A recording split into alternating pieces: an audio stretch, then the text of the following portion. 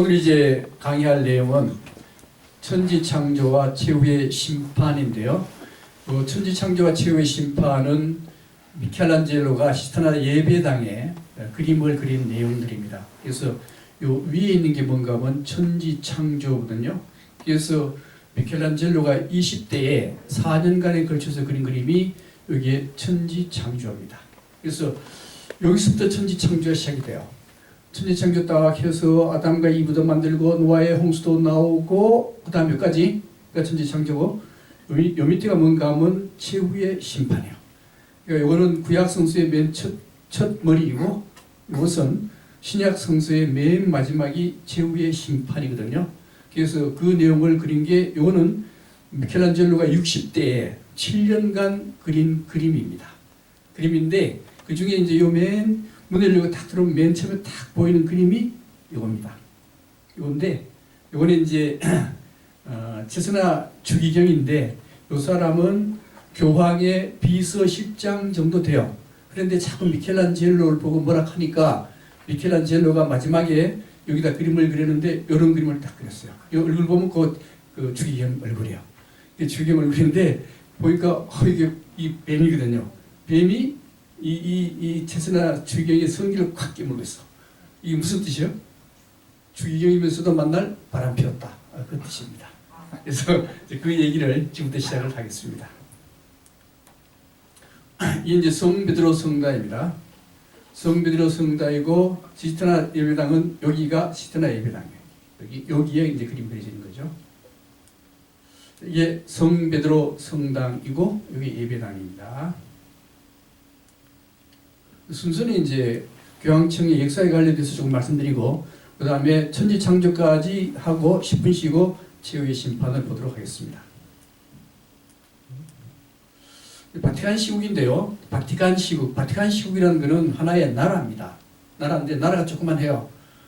가로 세로가 한 200m 정도 되는 조그만 나라고 인구는 800명에서 900명 사이 900명 정도가 돼요. 아주 세계에서 가장 작은 나라이고 우리나라하고는 수교도 되어 있는 상태입니다. 이 바티칸 시티인데 여기 로마죠. 로마고 여기 있습니다. 여기 바티칸 시티요. 바티칸 시티인데 이 바티칸이라는 건 뭔가 하면 바티카 여신이던 신전이요. 옛날에 다신교일 때 바티카 여신이 있었는데 거기도 신전이고 그 다음에 바티칸은 죽은 자를 지켜주는 여신입니다. 그리고 여기는 베드로가 처형된 장소이기도 합니다. 이거죠? 이게 베드로 성당이고 여기 시스타나 예배당이요. 여기 박물관입니다. 그래서 요게 바티칸 시국이 되고 여기가 인구가 사는 사람들이 900명 정도 되는 하나의 나라입니다. 근데 이 베드로 성당, 여기 베드로 성당인데요. 이 베드로 성당인데 여기에 바울하고 이 베드로가 두 동상이 있어요. 그런데 이 베드로의 동상을 잘 보면은 여기 손에 뭔가를 들고 있습니다. 뭘 들고 있냐면요. 열쇠 2개를 들고 있어요.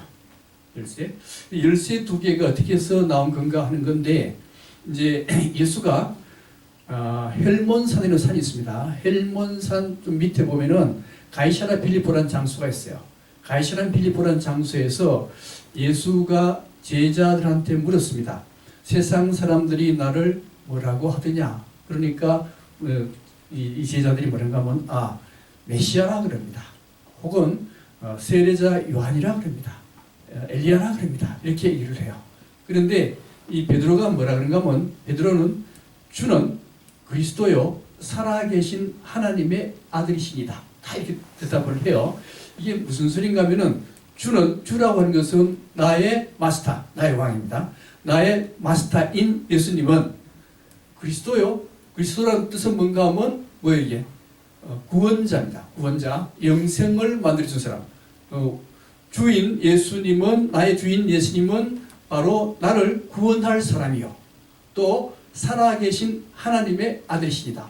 다 이렇게 얘기하니까 이게 정답이거든요. 그래서 예수가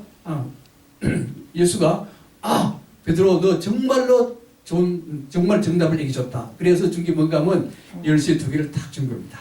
천국의 열쇠를 주는 것이죠. 그리고 그리고 난 뒤에 뭐라고 얘기하는 거면 너는 베드로이다. 베드로 너는 베드로이다. 그래서 내가 이 반석 위인데 이 반석이 뭔가 페트라입니다. 페트라니까 베드로하고 페트라는 같아요. 그래서 이 너 베드로 위에 내 교회를 세울 터인즉 이렇게 얘기를 해요. 그러니까 베드로 네가 교회다 이런 뜻이 되죠, 그죠? 그러니까 베드로 네가 내가 세운 교회다라는 뜻은 바로 나를 대신해서 예수를 대신해서 예수의 권능을 네가 실현하라 이런 뜻이 되는 거거든요. 그래서 베드로가 제 1대 교황이 되는 겁니다. 이거는 그래서 그 받은 게 열쇠죠, 그죠? 열쇠를 받은 거요. 열쇠를 받았는데 요거 잘 보면은 요거 잘 보면은 이게 뭐같이 생겼어요? 열쇠처럼 생겼어요, 그죠? 열쇠처럼 생기기도 하고 자물쇠가 되기도 해요. 자물쇠가 되기도 하고 여자의 자궁이 되기도 해요. 여자의 자궁은 뭐예요? 재탄생입니다. 탄생이거든요. 그래서 결국 이건 뭔가 하면 자물쇠라는 거예요. 자물쇠고 열쇠 넣어서 틀어서 여는 거예요, 이게. 그래서 이 열쇠는 결국 무슨 의미를 가지고 있는가 하면 천국을 들어가는 열쇠. 그런 의미를 가지고 있는 게 바로 이 베드로가 가지고 있는 열쇠의 의미가 되는 겁니다. 이렇게 해서 받아들인 게, 근데 문제는 이제 천주교는 그런 의미를 얘기를 해요. 근데 개신교는 그 인정 안 합니다. 그죠? 개신교는 교황 인정 안 해요. 그 의미는, 열쇠를 받은 의미는 사도들의 대표고 말씀을 풀이하는 성경 교사로서의 역할일 뿐이다. 예수의 권능을 대신하는 건 아니다라고 서로 천주교하고 개신교는 서로 다르게 얘기를 합니다.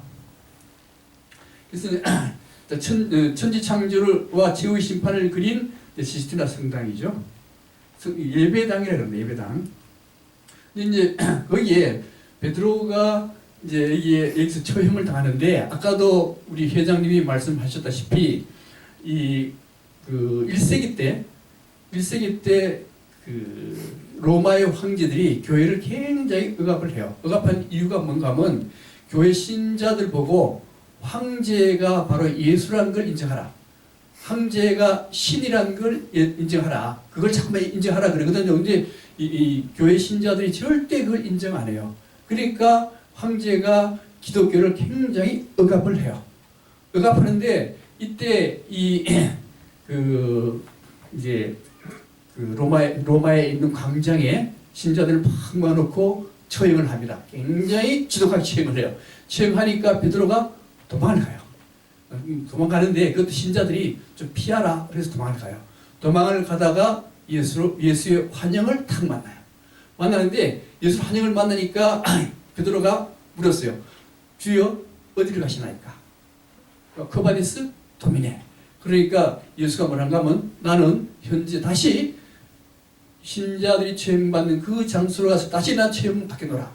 그래서 교황이 베드로가 깨닫고 제가 대신 가겠습니다. 그래서 가가지고 여기서 뭐라고 얘기하는가 하면 나는 예수는 바로 십자가의 정상이유로 이게 못 박혔지만은 나는 거꾸로 못을 박히겠다. 왜 거꾸로 못을 박히겠다고 얘기하는가 하면은 인간은 탄생할 때 머리부터 탄생을 해요. 거꾸로 탄생합니다. 거꾸로 탄생하기 때문에 태어나서 거의 대부분의 사람들은 항상 거꾸로 생각을 한다는 거예요. 그래서 진리가 아닌 것처럼 생각하고, 진리가 아닌 것을 진리로 생각하고, 진실이 아닌 것처럼 생각하고, 항상 사람들은 보통 거꾸로 생각을 한다는 겁니다. 그래서 나도 지금까지 모든 것을 다 거꾸로 생각하고 거꾸로 행동을 했다. 예를 들면은 예수가 분명히 너는 새벽 달기 울기 전에 3번 예수를 부정한다라고 했는데, 사실 이렇게 부정한다는 게 뭔가 하면 진리를 거부하는 거거든요. 그래서 나도 그렇게 진리를 거부했다. 그래서 나는 죽을 때 바로 십자가에 매달리지 못하고 거꾸로 십자가에 매달리겠노라. 그래서 베드로는 거꾸로 십자가에 매달려서 순교를 하게 되는 겁니다. 순교를 한 뒤에 이 베드로 어디 묻히는가 하면요, 바로 성 베드로 성당 밑에 묻히게 돼요. 그래서 성당이라고 하는 것은 원래 그 밑에 지하실 보면 뭐가 있는가 하면요, 시체 안치실이 있어요, 그죠? 시신 안치실이 있어요. 그 위에 뭐가 있는가 하면요, 십자가 이렇게 있는 겁니다. 여기 십자가 이렇게 있는 거거든요. 있는데 요 의미가 뭔가 하면 요거는 르네상스 시절에 로마에서 그린 성삼위일체라는 그림인데, 그림을 잘 보면 여기 이제 마사초라는 사람이 그렸거든요. 근데 여기 보면 여기 누군가 하면 아담의 시신이요.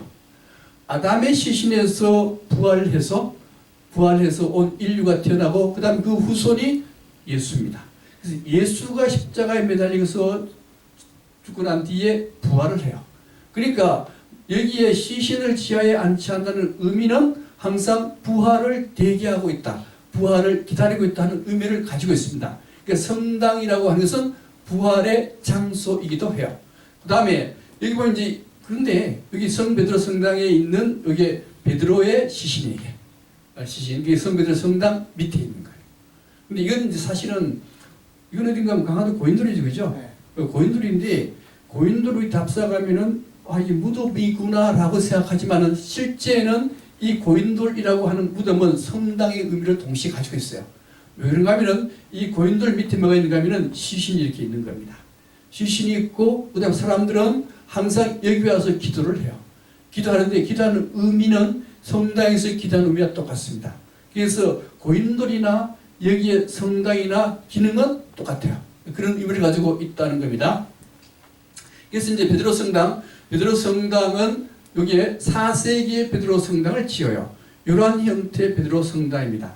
베드로 성이 이걸 바실리카형 성당이라고 해요. 근데 이 성당의 구조를 잘 보면은 이게 바실리카 성당인데, 이 바실리카 성당은 요 위에 구조는 어떤 구조인가 하면요, 파르테논 신전이요. 파르테논 신전이고, 요 밑에 요 전체 구조는 여기 무슨 솔로몬 성전이거든요. 솔로몬 성전하고 파르테논 성전을 합친 게 바실리카형의 성당이 됩니다. 이게 왜 이렇게 만드는가 하면요, 먼저 이 그리스 로마, 이게 이제 이 파르테논 신전이라고 하는 것은 그리스의 철학이 반영된 게 파르테논 신전이에요. 그래서 여기에 그리스 로마 철학이 있고, 그 다음에 이 아테네 히브리 유태인들은 철학은 없고 뭐가 있었는가 하면요, 종교가 있었습니다. 종교가 있었는데, 이 종교, 기독교라고 하는 이 종교, 유태교라는 이 종교는 철학 사상이 원래 없어요. 원래 없는데 이게 두 개가 합쳐져요. 합쳐서 그리스의 철학하고 그 다음 히브리 문화, 기독교가 합쳐져서 교부 철학과 스콜라 철학이 만들어지는 겁니다. 그래서 이게 철학과 종교가 합쳐져서 중세 교부 철학이 이루어지는데, 그 다음에 건물도 합쳐진다는 거예요. 사상만 합쳐지는 게 아니고 동시에 건물도 합쳐져 가지고 여기 있는 요 바실리카 성당이라고 하는 것은 그리스 로마 철학을 반영한 파르테논 신전하고, 그 다음에 히브리의 기독교 유태교의 철학 사상이 반영되어 있는 솔로몬 성전하고 합쳐져서 바실리카 성당이 만들어진다라고 하는 겁니다. 물론 이게 이제 르네상스가 되면요, 다시 철학과 종교가 분리돼요. 분리돼가지고 철학은 철학대로 가고 종교는 종교대로 가게 되는 겁니다. 그 다음, 근데 이 4세기에 만들어진 바실리카 성당이 부서집니다. 부서지니까 1503년부터 이 베드로 성당을 재건축하게 돼요. 언제까지 만들어진가 하면요, 1667년이니까 거의 160년 동안 이 성당이 만들어지게 되는 겁니다. 만들어지는데 문제는 이제 돈이 없잖아요, 그죠? 돈이 없으니까 어떻게 해요? 11조가 아니고 면제부를 팔아서 이 베드로 성당을 만들게 되는 겁니다. 성했죠? 이렇게 만들어집니다. 그 다음에 이제 여기 시스티나 성당이요. 시스티나 성당인데 예배당입니다. 예배당인데 이게 이제 콩클라베라 그래가지고 이제 교황이 돌아가셨어요. 돌아가시게 되면은 모든 추기경들이 다 요 예배당에 모여서 다음의 교황을 선출하게 되는 겁니다. 그 다음에 이 시스티나 예배당의 구조입니다. 이 시스티나 예배당의 구조인데, 여기는 교황의 자리요. 교황이 앉는 자리이고 여기 이제 출입문이 두 개인데 이렇게 딱 들어오게 되죠. 여기 이제 추기경들이 이제 앉는 자리가 되는 겁니다. 그다음 요 위에 천장이 천지창조가 그려져 있고 여기 벽에 최후의 심판이 그려져 있습니다. 근데 이게 이제 그 시스티나 성당 예배당이고 요게 솔로몬 성전이요. 솔로몬 성전인데 솔로몬 성전은 지금부터 한 2700년 전에 솔로몬 아시죠? 그죠? 지혜의 대왕 솔로몬이 처음 성전을 만들었어요. 근데 성전이라고 하는 게 뭐냐? 세계에서 성전은요 오로지 하나밖에 없습니다. 성전이 많이 있는 게 아니에요. 하나밖에 없어요. 하나밖에 없는데 요 솔로몬 성전이 느부갓네살 대왕 때 파괴가 돼요. 파괴됩니다. 파괴됐다가 다시 돌아와서 다시 또 짓고 세 차례 짓는데 없었어요. 근데 이 성전을 왜 필요한가 하면은 요 사람이 누구 같아요? 모세죠. 모세입니다. 모세가 시내산에 올라가 가지고 10계를 받아와요. 그죠? 10계를 받았는데 여기 10계를 받았는데 여기 10계거든요. 여기 2개를 받았어요. 우리 그 계약서 쓸 때 계약서 몇 장 씁니까? 2개 써요. 2개. 2개 써가지고 하나는 주인 갖고 하나는 뭐 월세도 사람 받고 이렇게 하잖아요. 마찬가지로 요 모세가 가지고 온 요 10계명도 2개를 했는데 하나는 누구 거요? 하나는 야훼 거, 하나님 거고 하나는 누구 거요? 하나는 유대인들 거, 유대인들. 그게 2개입니다. 2개인데 이걸 저장할 장소가 있어야 되잖아요. 그죠? 저장할 장소를 지은 게 뭔가 하면 바로 이게 성전이라고 하는 겁니다. 성전의 지성소 안에 여기에 10계명을 보관하는 거예요. 그래서 지성소에는 누구도 못 들어가요. 한 사람 들어간 사람 있어요. 폼페이오스 한번 들어갔었어요. 그런데 절대 못 들어갑니다. 이게 못 들어가요. 이런 형태, 그러니까 이게 성전이 만들어졌다가 부서지고 없어져 버렸죠, 그죠? 마지막 없어지는 게 AD 1세기 때 없어져요. 없어지는데 그 없어진 것 대신에 지은 게 시스티나 예배당이에요.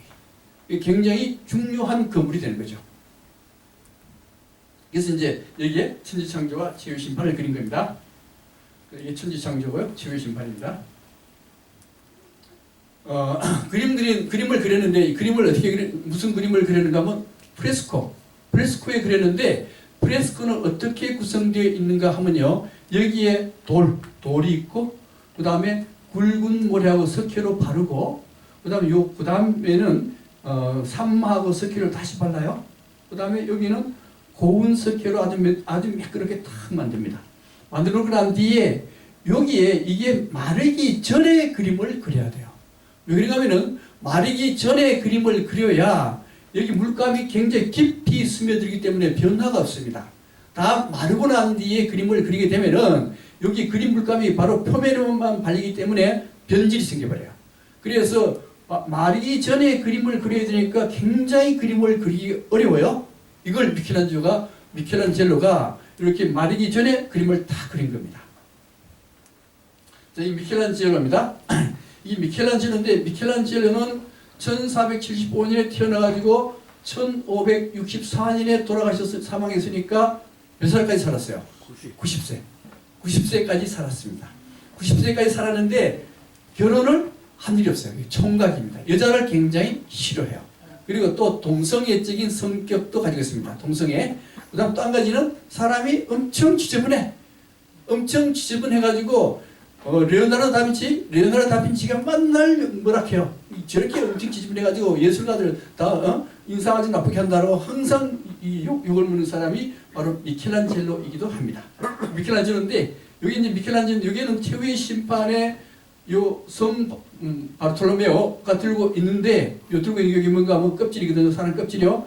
요 성 바르톨로메오가 나중에 이제 순교를 해요. 순교할 때 껍질이 다 벗겨서 순교를 합니다.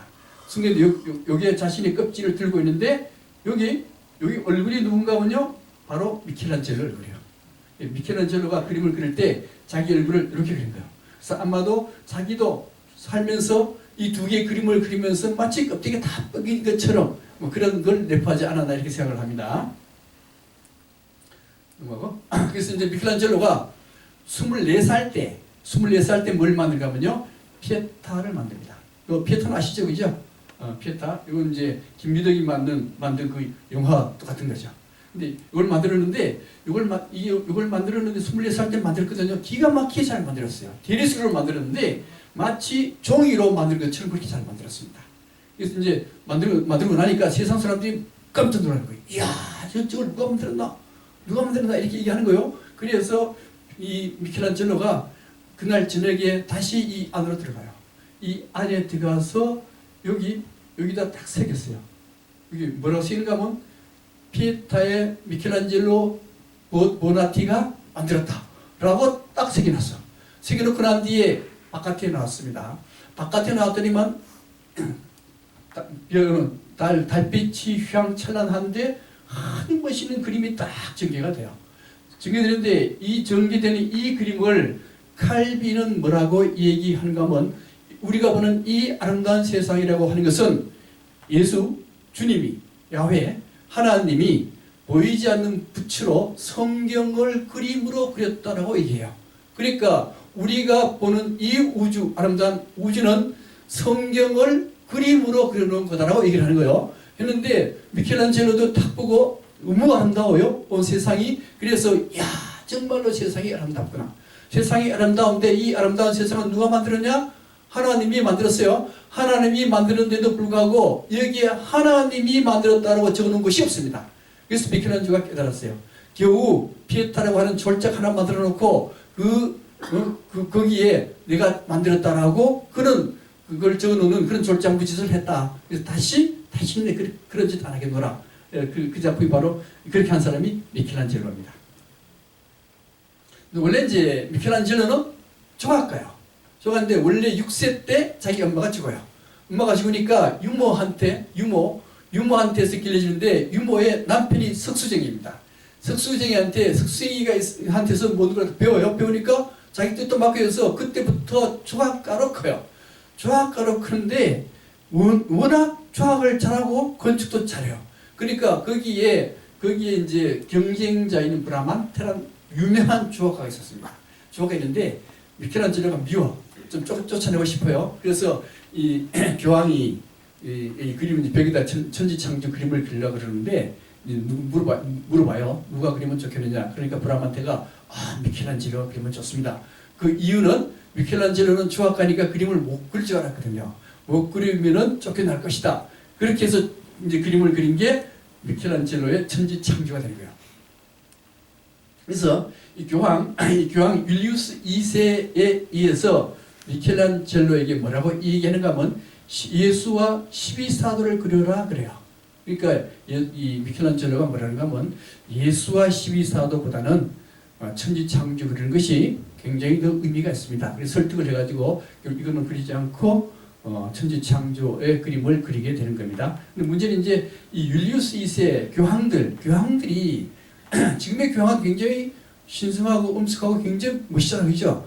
옛날 교황들은 정말로 많이 타락했습니다. 얼마나 타락했는가 하면은 다른 엄청 있는데 이거 보면 이제 스가라인데 요 스가라의 밑에 쿠마의 무녀 여기 이제 율리우스 교황이 앉는 자리 위에 여기 무녀가 있어요. 무녀가 있는데 그 무녀 위에 그림을 이렇게 딱 하나 더 붙여놨어요. 붙여놨는데 이 그림 잘 보면은 이 그림 이렇게 됐어요. 이렇게 되는데 요 손모습 여기 뭐요? 이게 욕하는 모습이에요. 그러니까 이제 교황이 앉는 자리 위에 무녀가 있고 무녀 위에 욕하는 걸 딱 만들었어요. 무슨 욕이에요 이게? 미켈란젤로가 교황 보고 엿 먹어라 그런 욕을 하는 겁니다. 하는 건데 문제는 이게 밑에서 보면 안 보여 이게 그림이 작아가지고 그러니까 이 높이가 20m예요. 20m. 까마득해요. 까마득하니까 안 보이니까 그런 그림을 그릴 수가 있는 거죠. 근데 교회가 얼마나 부패했는가 하는 거는 여기에 알렉산더 6세 얘기를 보면 이게 최고로 타락한 교황이에요. 얼마나 타락했냐 하는 문제입니다. 이 보르지아 가문에 태어난 이제 교황인데요. 이 교황은 교황 선출을 하는데요. 교황이 죽었어요. 죽었는데 교황 선출을 하는데 여기 교황은 주기경들이 선출을 해요. 근데 이게 보르지아도 여기에 교황하려고 입후보했는데 한 표 차로 당선이 안 됐습니다. 과반수가 안 됐어요. 과반수가 안 되니까 자기 딸이 있는데 요 자기 딸 루크레치아란 정말로 예쁜 딸이 있어요. 이탈리아에서 최고로 예쁜 딸이래. 근데 12살밖에 안 됐습니다. 안 돼가지고 이 12살 된 딸을 베네치아의 주교한테 보내요. 딸만 보내는 게 아니고 뇌물도 엄청나게 많이 보내서 그 다음에 주기경 투표할 때 교황 투표할 때 그때 드디어 이 보르지아가 교황으로 이제 선출이 되는 겁니다. 선출된데 이 교황은 너무너무 타락했어요. 얼마나 타락했느냐? 근데 문제는 이제 막장 자매, 아까 루크레치아에 그 자기 오빠가 있어요. 오빠가 있는데 이 오빠하고도 성 관계를 맺어요. 또, 맺죠? 이게 이제 교황이에요. 교황이고, 요 사람이 이제 교황은 정실 부인이 없잖아, 그죠? 부인이 없는데, 요 사람이 결혼을 했는데, 자기 남편이 있는데도 불구하고, 교황하고 관계를 맺어서 자식 4명을 낳습니다. 4명 낳아요. 그 다음에, 야는 육촌 조카인데, 결혼식장에 교황이 주례를 썼어요. 주례를 쓰는데, 육촌 조카가 너무 예뻐. 너무 예쁘니까, 그날 저녁에 자기 신랑한테 안 가고, 교황이 야를 데리고 취약권을 행사해버려. 취약권에서 난 뒤에, 나중에 결혼하고 난 뒤에 이 사람의 측시로 들어와요. 측시로 들어오는데 그 당시에 얼마나 타락했는가 하면은 이 육촌 조카의 시어머니가 뭐란가 하면 교황과 관계를 맺는 것은 우리 가문으로서는 영광이다. 이런 얘기도 합니다. 이 정도로 타락한 그 시절이 바로 교황이었어요. 더 타락한 것이 있습니다. 더 타락한 것도 있는데 오늘 이 얘기하기도 뭐하니까 넘어갈게요. 그래서 이제 그 당시에 미켈란젤로의 편지가 있습니다. 어떻게 쓰는가 하면 여기에선 성배를 녹여 헬멧과 칼을 만든다. 성배를 녹여가지고 전쟁하는 것은 거예요. 그리고 그리스도의 피를 한 움큼씩 판다. 면제부 팔아요. 그 다음에 그의 십자가와 가시가는 창과 방패가 되어 그러나 그리스도의 인내는 여전하다. 등등등 이 정도로 타락되는 것이 바로 천주교의 성당 교황과 그 신도들이었습니다. 이제 천지창조에 대해서 얘기할게요. 먼저 천지창조와 최후의 심판인데요. 천지창조는 이게 구약성서입니다. 구약성서의 맨 앞에 천지창조가 나오고 그 다음에 신약성서의 맨 마지막이 요한계시록 혹은 요한묵시록인데 이게 최후의 심판이요. 그래서 원래는 이 성경 전체에 대해서 설명을 해드려야 되는데 이걸 한번 포항에서 6시간 동안 한 일이 있습니다. 근데 별로 좋아 안 하더라고요. 6시간 동안 해보니까 좋아 안 해서 오늘은 간단하게 처음과 끝만 얘기하면 되겠다 싶어가지고 이번 시간 천지창조와 최후의 심판이 되는 겁니다. 근데 먼저 여기에 구약성서와 신약성서인데 구약이라고 하는 것은 무슨 뜻인가 하면요. 옛날 약속이요. 옛날 약속이고 뜻은 율법입니다. 율법을 잘 지켜요. 그 다음에 신약성서, 신약이 딱 오면은 옛날 약속 그거 그렇게 지킬 필요 없다. 지금은 새로운 약속을 해야 되는데 그 새로운 약속은 율법이 아니고 사랑이다. 이렇게 얘기를 해요. 하는데 요거는 구약, 신약 구분하는 것은 이것은 현재 기독교 신자들이 구분하는 거예요.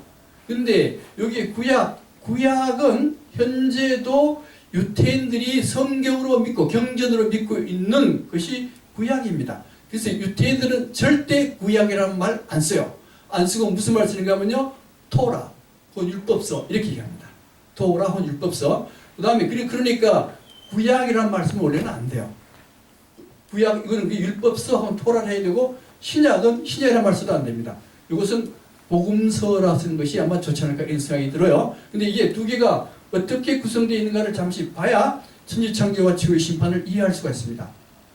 먼저 구약, 편의상 구약이라 하겠습니다. 구약의 기본 정신은 율법인데 그 율법 중에 법을 지키는 건데 법 지키는 것 중에 최고로 중요하게 지켜야 될 것은 뭔가 하면요. 신은 오직 하나밖에 없다는 유일신 사상을 반드시 지켜야 됩니다. 유일신을 지켜야 되는데 요 아담, 야훼 하나님이 천지창조를 한 뒤에 아담과 이브를 창조했어요. 아담과 이브를 창조한 뒤에 뭐라고 얘기했는가 하면 절대로 선악과를 따먹지 마라 그랬습니다. 선악과를 따먹지 마라라고 했는데도 불구하고 아담과 이브가 선악과를 따먹어요. 이걸 뭐라고 하면요, 원죄라 그래요. 근데 문제는 선악과 따먹는 게 무슨 큰 죄가 되는가 하는 문제입니다. 그죠? 근데 왜 이게 큰 문제가 되는가 하면은 구약 성서의 가장 기본은, 가장 중요한 것은 율법은 오로지 야훼 한 신만 믿으라요. 믿으라는데 이 아담과 이브가 하지 말한 거, 하나님이 하지 말한 걸 했잖아요.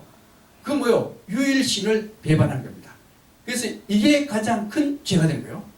유일신을 배반한 거. 이게 큰 죄가 되는 겁니다. 그래서 아담과 이브가 이걸 죄를 졌으니까 죄를 갚아야 돼요.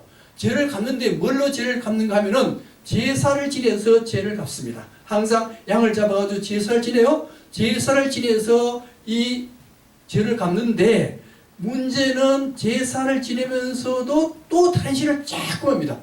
자꾸만 믿으니까 결국 구약의 마지막에서는 하나님이 떠나버립니다. 도저히 너희들한테는 답이 없다. 나는 떠나겠노라. 그래서 마지막 구약 성서의 마지막 부분은 굉장한 혼란 시대가 들이닥칩니다. 그래서 유태인들은 메시아를 원해요.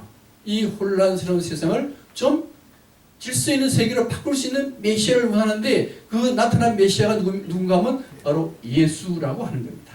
그래서 예수가 탄생했어요. 예수가 탄생하면서 구약 성서에는 짐승을 잡아서 대신 죄를 갚으려고 그러는데 안 됐잖아요. 안 되는데 누가 대신 죄를 갚는가 하면요, 예수가 대신 죄를 갚아줘요. 어떻게 대신 죄를 갚아주는가 하면은 십자가에 매달려서 여기에 원죄 아담과 이브에서 계속 이어져 나온 유일신 사상을 거부하는 이 원죄를 누가 대신 갚아주는가 하면은 예수가 대신 갚아주게 되는 겁니다. 예수가 대신 갚아줘서 부활과 영생이 이루어지는데 문제는 이 예수가 대신 죄를 갚은 것은 정신적인 죄를 대신 갚은 거요. 육체적인 죄는 예수도 해결을 못했습니다. 그래서 육체적으로 완전히 영생을 구하려 하면은 다시 예수가 다시 재림해서 다시 심판을 내려야 됩니다. 심판을 내려야만 육체적으로 행하는 죄까지 다 없앨 수가 있어요. 그 관계를 천지창조하고 최후의 심판 두 개의 관계로 구성되어 있거든요. 그죠? 그래서 천지창조하고 최후의 심판만 알면은 전체를 이해할 수 있는 겁니다. 자, 최후의 심판. 최후의 심판에, 여기 최후의 심판이 이 그림은 쫙 그려져 있는데 보면 뭔가 하면 처음에 빛의 창조, 해와 달의 창조, 그 다음에 땅과 물의 창조, 아담 창조, 이브 창조, 낙원 추방, 그 다음에 노아의 홍수. 이렇게 나오거든요. 요 노아의 홍수까지만 나와요. 근데 그 의미가 뭔가 하는 겁니다. 이게 뭔가 하면은, 자, 야훼 하나님이 인간을 창조했는데 이 인간들이 자꾸만 타락해요. 타락하니까 하나님이 도저히 못 참겠다. 이 타락된 인간 심판해야 되겠다. 심판하는데 뭘로 심판하는가 하면요, 홍수로 싹 쓸어버려요. 싹 쓸면서 뭐를 만들어주는가 하면요, 배를 만들어줍니다. 노아의 홍수 때 배 하나를 만들어줘요. 배를 만들었다는 의미는 뭔가 하면은, 자, 심판은 하되, 여기에 심판은 하되 구원, 배를 통해서 구원은 해주겠노라. 그러니까 창조와 구원의 약속입니다. 그러니까 신약과 구약 성서와 신약 성서의 주 내용이 뭔가 하면요, 창조에서 심판하고 마지막 구원이죠. 그 구원의 관계, 미켈란젤로는 이 천지 창조에서 빛의 창조부터 시작해가지고 노아의 홍수를 통해서 전체를 얘기하고자 하는 겁니다. 그래서 다시 한번 말씀드리면 이렇습니다. 미켈란젤로의 천지 창조는 인간의 창조, 인간 창조요. 우주와 인간 창조를 합니다. 그런데 우주와 인간 창조하면서 선악과를 먹지 말라 그러는데 아담과 이브가 선악과를 먹어요. 원죄입니다. 원죄니까 추방을 해요. 추방하는데 아담과 이브의 후손들이 계속 죄를 지으니까 하나님이 도저히 못 참겠다 해서 홍수를 일으켜가지고 다 죽여버립니다. 다 없애버립니다. 없애는데 여기에 다 없애는 건 아니고 배를 하나 만들어줘요. 이게 노아의 방주라 그럽니다. 배를 하나 만들어줘서 여기에 노아의 가족들이 타게 만들어요. 만들어서 노아의 가족들은 살아남습니다. 살아남는데 그 의미가 뭔가 하면요, 바로 구원입니다. 내가 너희들 죄는 심판하되 구원을 해주겠다. 해주겠다 하면서 다시는 심판하지 않겠다. 심판하지 않는 대신에 대안을 제시해 주는데 그 대안 제시가 뭔가 하면요, 하나님의 나라를 만들어 주겠노라. 우리 하나님의 나라는 우리 이명박 대통령이 서울시장 돼가지고 서울시를 하나님의 나라로 만들겠다는 얘기 들어보셨죠? 그죠? 바로 그 의미입니다. 하나님 나라를 만들어줘가지고 너희들에게 행복한 영생을 만들어 주겠노라 라는 대안을 딱 제시해요. 대안을 제시하는데 이게 언제 만들어지는가 하면 예수가 죽고 십자가에 매달려 죽고 다시 재림해요. 재림했을 때 바로 신국 하나님의 나라가 이 세상에 만들어지게 되는 겁니다. 그래서 먼저 처음 나온 게 뭔가 하면요, 처음 나온 게 빛의 창조입니다. 미켈란젤로의 처음 나온 게 빛의 창조인데 빛의 창조 요 그림이요. 요 그림. 예. 자, 요 그림이 됩니다. 그래서 요게 야훼 하나님인데 여기 이제 여기 빛이죠. 이걸 어둠이요. 원래 그 하나님이 빛과 어둠을 창조하기 전에 빛과 어둠이 한때 섞여져 있었어요. 섞여져 있는 걸 야훼 하나님이 여기에 빛하고 어둠을 분리합니다. 분리해서 요거는 낮이 되고 이것은 밤이 돼요. 낮과 밤이 만들어지게 되는 겁니다. 그 다음 주변으로 4개의 사람들이 그려져 있는데 이 4개의 사람들은 뭔가 이게 낮입니다. 낮, 그 다음에 아침, 그 저녁, 밤. 이렇게 요걸 낮을 사람으로 의인화시켜서 이렇게 만드는 거예요. 화나잖아요, 그죠? 아침, 낮, 아침, 그 다음 저녁, 밤. 이렇게 의인화시킨 겁니다.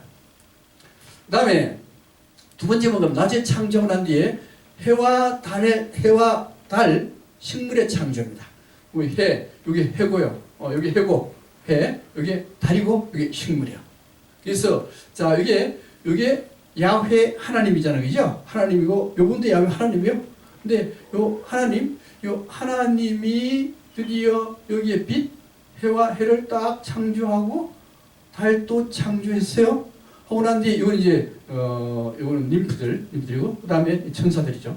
그 다음에 여기, 요 야훼는 드디어 요 식물을 창조를 해요. 창조하는데 엉덩이가 보여. 엉덩이가 보이는데 이거는 워낙 열심히 창조하다 보니까 이 바지가 흘러내려서 엉덩이가 나온 줄도 모르고 그림을 이제 창조하는 거예요. 근데 실제는 이제 그런 의미도 있지만은 요 밑에 누가 있는가 하면 교황이 있거든요. 교황의 엉덩이 보시는 거예요. 좀 교황을 좀 이렇게 좀 놀리는 듯한 그런 모습의 그림이야. 그 다음에 땅. 세 번째 뭔가 하면 땅하고 물의 분리입니다. 여기 이제 여기 땅이고, 이게 물이거든요. 그래서 야훼 하나님은 땅과 물을 분리를 해요. 땅과 물의 분리인데, 땅과 물을 분리하면서, 이게 뭔가 하면 지수화풍이라는 의미를 가지고 있습니다. 지수화풍을 의인화해서 이렇게 그림을 그린 거예요. 그 다음에, 천지 창조 중에, 이게 아담의 창조입니다. 아담의 창조죠. 이 아담의 창조인데 천지 창조 그림 중에 최고의 걸작품은 바로 아담의 창조가 돼요. 아담의 창조인데 이게 르상스의 3대 걸작이 있습니다. 3대 걸작 3개가 있는데요. 여기 이제 천지 창조의 아담의 창조이고요. 또 레오나르도 다빈치 아시죠? 레오나르도 다빈치가 그린 그림 중에 최후의 만찬하고 모나리자, 이 3개가 최고의 걸작이요. 그 중에 요 천지 창조의 아담과 이브 창조도 최고의 걸작이요. 이게 누군가 하면요, 야훼이고요. 이게 아담입니다. 아담인데 문제는 이제 원래 성경에는 어떻게 되어 있는가 하면은 성경에는 이 야훼가 아담의 코로 생명을 불어넣는다요. 그럼 이거는 뭐요? 이거는 성경하고 어긋나는 거예요, 이게? 성경하고 어긋나가지고 이 미켈란젤로가 그 심판을 받은 거예요, 이게. 심판받은 원래 사형인데 하도 이 미켈란젤로가 뛰어나기 때문에 살아날 수가 있었습니다. 있었는데 이게 그 다음에 이 손 모습을 잘 보면요, 이 야훼는 손을 쭉 뻗어요. 쭉 뻗어서 적극적으로 생기를 불어넣으려고 하고, 여기 아담은 여기 요 손을 좀 굽혀있어요, 그죠? 굽혀있는데 그 굽혀있는 것은 다소 아직도 소극적인 상태로 힘을 받아들이는 상태를 이렇게 나타낸 것이고요. 또 하나, 이렇게 손이 맞닿아도 될 텐데 뛰어났어. 그죠? 뛰어놓은 이유는 뭔가 하면 긴장관계를 뛰어나야 긴장관계가 더 있다는 거예요. 여기 뛰어놓은 겁니다. 그 다음에 종기재판 받아서 이제 처형될 뻔했고요. 요 안에 여기 야훼인데 야훼 안에 이렇게 되어 있는데 요거 아담의 본질이고 이거는 이브라고도 얘기를 해요. 그래서 이 야훼의 내부에는 여기 내부에는 이미 아담과 이브가 다 형성되어 있고 요 내부의 모습들은 인간의 뇌를 닮았다 하는 겁니다. 이렇게 그 다음에 여기 아담이죠. 아담인데 몸체는 멋있는데 성기는 좀 신통치 않아, 그죠? 신통치 않은데 원래 이제 이 유럽에서 그림을 그릴 때 이 성기를 그릴 조건이 있습니다. 어떻게 그려야 되는가 하면은 남자의 성기를 그릴 때는 항상 어린 애의 성기를 그려야 돼요. 어른 성기를 그리면 음란물이 됩니다. 그 다음에 여자의 성기는 안 그린 걸로 돼 있어요. 그래서 이런 걸 그린 이유는 바로 그런 이유이기도 합니다. 그래서 이 모습이 아까 말씀드렸듯이 인간의 뇌의 모습하고 아주 닮았다는 거예요. 근데 미켈란젤로가 어떻게 인간의 뇌 모습을 알고 이렇게 그림을 그렸는가 하는 건데요. 미켈란젤로는 시신을 많이 달아봐요. 해부를 굉장히 많이 합니다. 물론 레오나르도 다빈치도 그렇게 많이 해요. 시신 해부를 많이 해가지고 인체 구조를 정확히 알고 있어요. 그래서 아마도 여기에 그린 그림은 인간의 뇌 상태를 그린 것이다라고 얘기를 합니다. 그 다음에 자 여기 아담을 만들었는데 이 아담의 모습하고 여기 야훼의 모습하고는 같아요. 그래서 이 신의 모습, 인간의 모습이라고 하는 것은 신의 모습을 닮았다라고 얘기해요. 이거는 기독교인들이 하는 얘기고 교회를 믿지 않은 사람은 뭐라고 얘기하는가 하면 사람들이 신을 만들었는데 그 신을 만들 때 신이 어떻게 생긴지 모르잖아요. 그죠? 원래 성경에는 신의 모습이 안 나타납니다. 절대 안 나타나요. 불타는 떨기 이렇게 나타나지 신의 얼굴은 절대 안 나타나. 그런데 이 르네상스 때 신의 모습을 그리거든요. 그릴 때 뭐라고 얘기하는가 하면은 인간의 모습을 담도록 신을 그렸다. 이렇게 얘기를 합니다. 그런 얘기예요. 어쨌든 간에 기독교인들은 이때 사람들은 뭐라고 얘기하는가 하면 인간은 신의 모습을 그대로 닮았다라고 얘기해요. 근데 문제 이 인간이라고 하는 것은 모든 인간을 의미해요. 근데 르네상스 시절의 인간이라고 하는 것은 귀족과 왕족만 인간이고요. 보통 사람은 인간으로 그리지 않습니다. 신라페 풍뎅이처럼 인간을 그려요.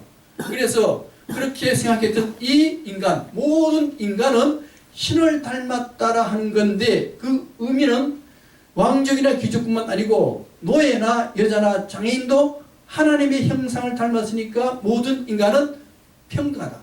만민 평등하다라는 이 사상이 여기서 나온다라고 얘기합니다. 또 하나 왜 인간을 만들었는가 하는 문제인데요. 그 인간을 만든 이유는 바로 욥기나 파스트에서 나와요. 그 구약성서 욥기 있잖아요, 그죠? 욥기가 나옵니다. 욥기를 본따서 만든 소설이 게테 파스트. 그 의미는 뭔가 하면은 신의 본질이라고 하는 것은 창조와 사랑입니다, 그죠? 똑같게 창조와 사랑은 같은 의미요. 내가 모든 걸 다 창조했습니다. 내 아들은 내가 창조했잖아요, 그죠? 내가 창조했으니까 내가 사랑해요. 내가 창조한 거니까.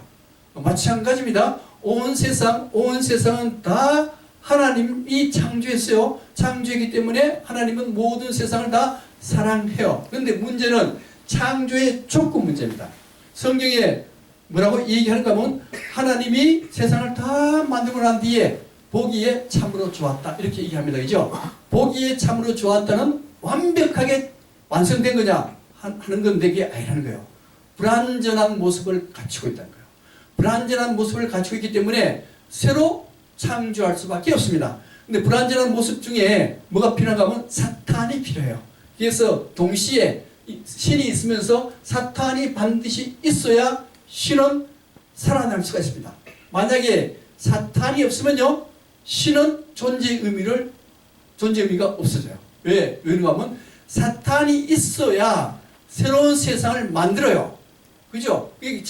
창조할 수 있단 말이에요. 창조가 바로 신의 의미니까. 그래서 반드시 사탄이 있는데 문제는 창조를 하려고 그러면은 사탄이 하나님한테 도전해가지고 하나님이 그걸 받아들여서 새로운 세계를 만들어 나가게 되는 겁니다. 문제는 여기에 이 신하고 사탄하고 싸움을 해서 새로운 세계를 만들어요. 그런데 문제는 여기에 자, 신하고 사탄하고 싸울 때 누가 이길 것 같아요? 누가? 신이 이길 것 같죠? 신이 이긴다라고 예정이 되어 있으면은 그 싸움은 사기 싸움이 됩니다. 그 싸움이 아니죠. 그러니까 신이 이길지 사탄이 이길지 그것은 알 수가 없어요. 알 수 없기 때문에 신은 전심전력을 해서 사탄과 싸우지 않으면 안 돼요. 문제는 이 신은 거룩한 존재인데 사탄은 악마 같은 존재 아니에요. 이 거룩한 존재가 악마 같은 존재하고 진흙밭에서 서로 뒹굴면서 싸운다면은 신의 존엄성, 신의 위험성이 없어지게 됩니다. 그러니까 신은 어떻게 되는가 하면요, 내 대신 싸움을 할 존재가 필요해요. 그래서 신은 내하고 똑같은 형태로 만들어서 나를 대신해서 사탄과 싸우라. 그래서 만든 게 누구요? 인간입니다. 그게 아담이요. 다시 말씀드리면 인간이라고 하는 것은 신을 대신해서 사탄과 싸우는 사람이요. 그 싸우는 과정이 바로 욥기에서 나옵니다. 욥기에서 나오는데 문제는 이 욥기 과정은 생략할게요. 자, 마지막에 이제 욥이 깨닫죠. 이걸 깨달아요. 깨닫는데 우리 이제 원래 우리가 일을 하잖아요. 일인데 일을 한 이제 work 혹은 독일어는 werk 혹은 calling 이렇게 얘기하는데 work나 calling이나 werk라고 하는 것은 동시에 일인 동시에 소명이라는 의미를 가지고 있습니다. 신을 대신한다는 의미를 가지고 있어요. 그래서 우리가 하는 모든 일들은 사탄하고 싸울 때 사탄하고 싸우는데 신을 대신해서 사탄과 싸우는 게 바로 일이라고 하는 겁니다. 그래서 일을 열심히 하는 사람이 소명을 받고 영생을 구한다 하는 의미 가지는 게 바로 그런 뜻이에요. 그러니까 인간을 만든 이 의미는 아까 두 가지 있는데 첫 번째는 뭔가 하면요, 만민 평등 사상을 가지고 있고, 두 번째는 인간이라고 하는 것은 하나님을 대신해서 싸움을 해야 돼. 사탄과 싸움을 해야 되는데 그 사탄과 싸우는 게 뭔가 하면 바로 우리가 하고 있는 그 일을 열심히 하는 것. 그걸 위해서 만든 게 인간이다. 그래서 이제 아담을 만드는 거죠. 두 번째 만든 게 뭔가 하면 이 창조입니다. 아담은 뭘로 만들었어요? 아담은 흙으로 만들었죠. 그죠? 흙으로 만들었어요. 흙으로 만들었는데 이브는요? 이브는 아담의 갈비뼈로 만드는 겁니다. 그 재질을 비교하면 재질이 어떻게 좋아요? 이브를 만든 갈비뼈로 만든 이브의 재질이 아담보다 훨씬 좋습니다. 그래서 우리 남자와 여자의 재질을 비교하면은 남자보다는 여자의 재질이 훨씬 좋아요. 그 얼마나 좋은가 하면은 이 남자 피부를 이렇게 만지면 거칠거칠해요. 그죠? 여자 피부 만지면요, 맨들맨들해. 왜 그런가 하면 여자들은 넘어져도 다치지 않게 하기 위해서 하나님이 남자들한테는 안 만들어지고 여자들한테 피부 밑에 지방막을 다 만들어줍니다. 그 지방막이 있어가지고 피부가 만질만질해요. 넘어져도 잘 안 다쳐요. 그래서 이 하나님이 인간을 만들 때 아담보다는 이브의 정성을 더 많이 쏟아요. 그래서 만든 게 바로 이브라고 하는 겁니다. 그래서 이브를 만들 때 그 이브는 바로 인간 창조의 본질이라고도 하는데요. 만들 때 왜 만드는가 하면은 이게 이 고난도고 이제 아담은 남자잖아요. 양입니다. 양인데 우리 동양에서도 음양의 조화를 이루어야 된다라 얘기하는 것처럼 이 하나님도 음양의 조화를 이루어야 되는데 아담만 보니까 혼자 외로워요. 그래서 짝을 만들어줘야 되겠는데 짝을 만들어주기 위해서 이브를 만들게 되는 겁니다. 그래서 이 인간 창조의 본질이 이브의 창조다라고 얘기를 해요. 그 다음에 또 하나는 옆구리 이제 아담을 잠지우고 강제로 잠지우고 옆구리로 탄생을 해요. 옆구리 갈뼈를 빼내가지고 바로 이제 이브를 탄생시키는데 옆구리라는 것은 중간입니다. 그죠? 중간인데 그 가지고 있는 의미는 남녀가 평등하다는 의미를 가지고 있어요. 예를 들면 머리에서 빼냈다 보면 여자가 더 우수하게 되죠. 발에서 빼냈다 보면 여자가 더 열등한 전조를 됩니다. 그래서 옆구리도 빼냈다 하는 것은 남녀 평등을 의미한다라고도 얘기해요. 자, 이브 창조의 목적이 뭔가 하면 돕는 배필로 나옵니다. 이제 여기 하와라고도 얘기해요. 하와라 하기도 하고 이브라고 하는데 원래 히브리어 이 구약 성서를 만든 유대인들의 히브리어는 하와입니다. 하와가 사실 맞아요. 근데 영어로 이게 옮기면서 뭐가 되는가 하면 이브가 돼요. 또 이제 다른 의미로 야훼라고 들어보셨죠? 그죠? 야훼. 원래 히브리어는 야훼입니다. 야훼인데 유대인들은 그걸 아도나이라고 그러기도 해요. 야훼인데 영어로 가요. 영어로 가면은 그게 여호와가 돼요. 야훼나 여호와는 같습니다. 천주교는 야훼라 그러고 개신교는 여호와. 하나님과 하느님이 똑같습니다. 이제 그래서 하나님은 개신교에서 하나님이라 하고 천주교는 하느님이라고 해요. 하는데 이제 성경 그래서 천주교 개신교에서 야 우리 저 다르게 하지 말고 공동 번역서를 만들자. 그래서 공동 번역서를 만들었는데 그 공동 번역서는 뭐라고 나오는가 하면 하느님으로 나와요. 나오고 그 다음에 여호와로 안 나오고 야훼로 나옵니다. 공동 번역서 만들어 놓고 천주교도 안 쓰고 개신교도 안 써요. 그 왜 안 쓰느냐? 왜 안 쓰는가 하면요. 그 이유가 뭔가 하면 목사님들을 하고 신부님들은 성경을 달달 외우잖아요. 그죠? 달달 외워요. 근데 성경을 잘 읽어보면은 이게 무슨 소리인지 모릅니다. 이게 한다는 건지 안 한다는 건지 모르거든요. 모르는데 그래서 공동 번역서를 만들었어요. 공동 번역서는 읽으면 내용이 확실히 드러나요. 드러나는데 문제는 공동 번역서를 경전으로 쓰려고 그러면은 신부님이나 목사님이 그 전까지 외웠던 거 개신교 외웠던 경전 다 없애버리고 새로운 거 외워야 돼. 새로운 거 외우려면 얼마나 힘들은데요. 그러니까 안 쓴다 그러더라고 이게. 자, 이브의 창조의 목적은 돕는 배필입니다. 자, 바라보는 대상이 아니에요. 절대로 이 남녀 부부는 바라보는 대상이 아니고 돕는 배필인데요. 이 돕는 배필의 의미가 뭔가 하는 겁니다. 자, 돕는 배필이라는 것은 시편에 나와요. 어떻게 나오는가 하면 이스라엘아 여호와를 의지하라. 그는 너희 도움이시요 너의 방패시로다.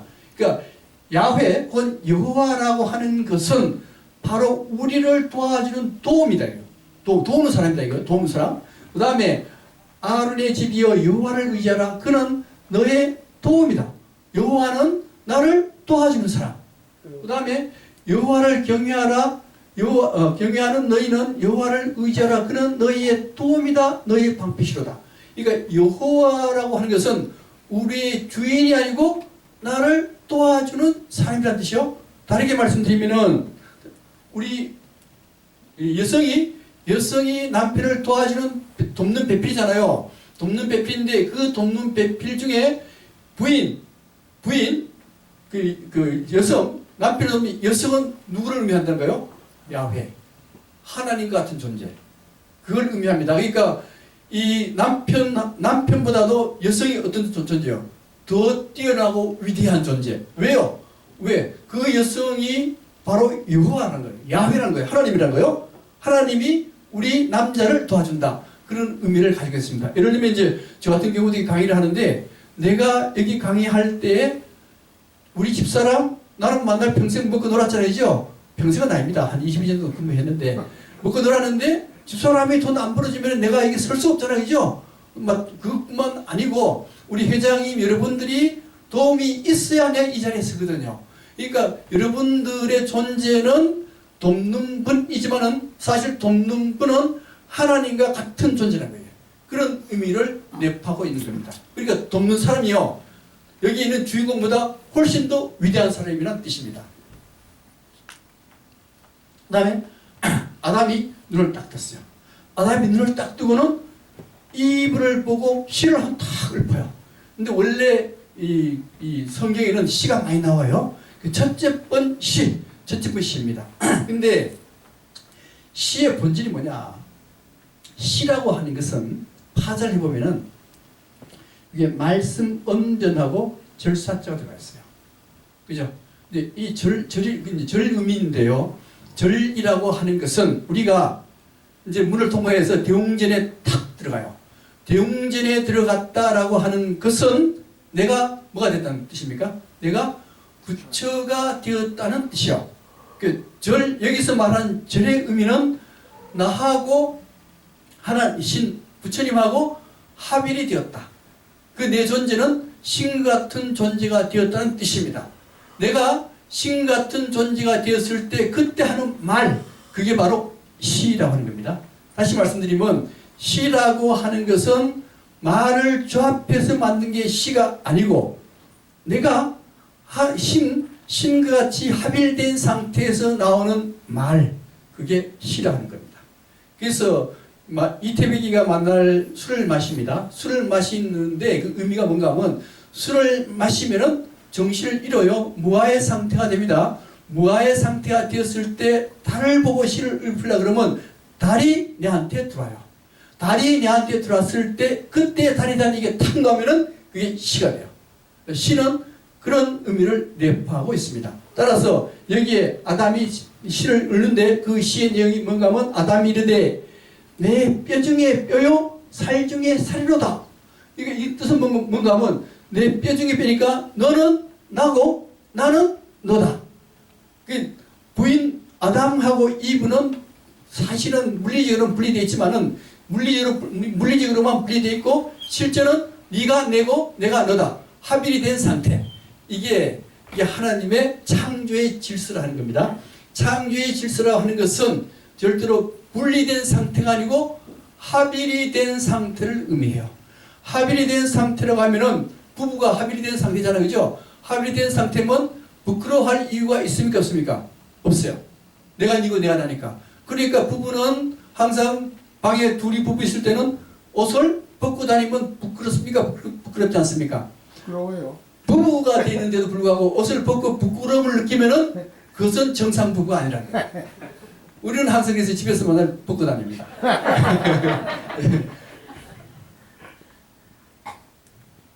그 다음에 이제 야훼 하나님이 아담과 이브 보고 뭐라는가 하면 다른 거 다 해도 좋은데 선악과는 먹지 말라고 했어요.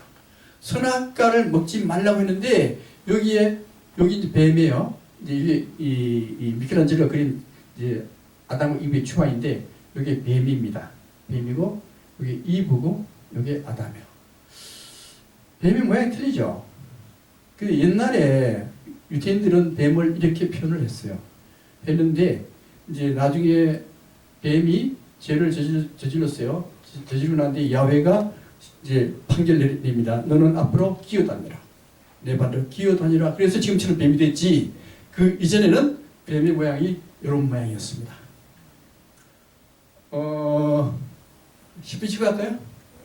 예, 자꾸 10분 쉬라 그래서 10분 쉬고 다음 하겠습니다. 예.